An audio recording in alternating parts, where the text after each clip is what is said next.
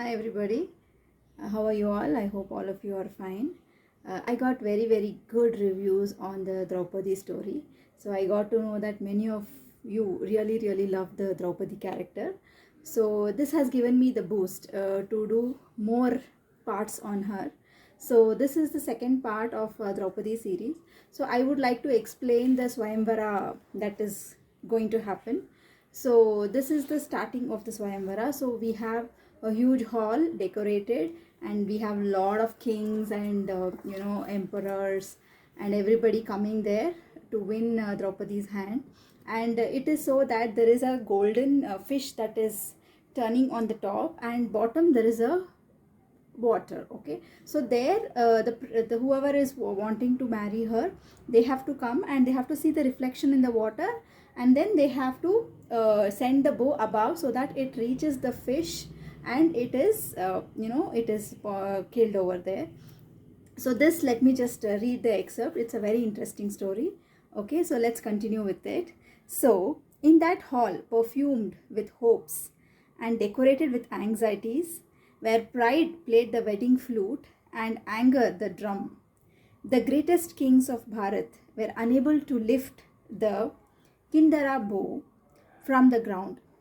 Of the handful that could aim and shoot, none was successful in piercing the fish eye.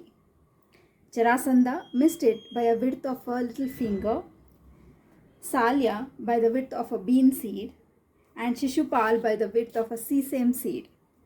When Duryodhana shot his arrow, a cheer rose from the audience, but the steward examined the target and proclaimed that the Kaurava king had missed it by a width of a mustard seed.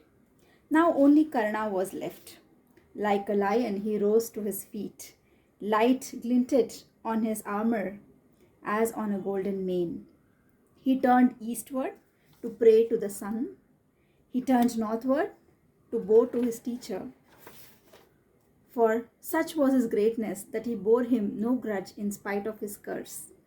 He joined his palms in respect as he approached the mighty Kindara, and when he lifted it, as easily as though it were a child's bamboo bow, all the assembly murmured in amazement.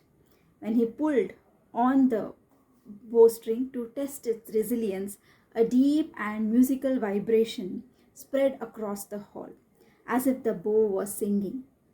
Even Draupadi held her breath, entranced. But then, as if in reply, came a sound like thunder. The earth herself began to tremble, and one could hear in the distance the cries of jackals and vultures.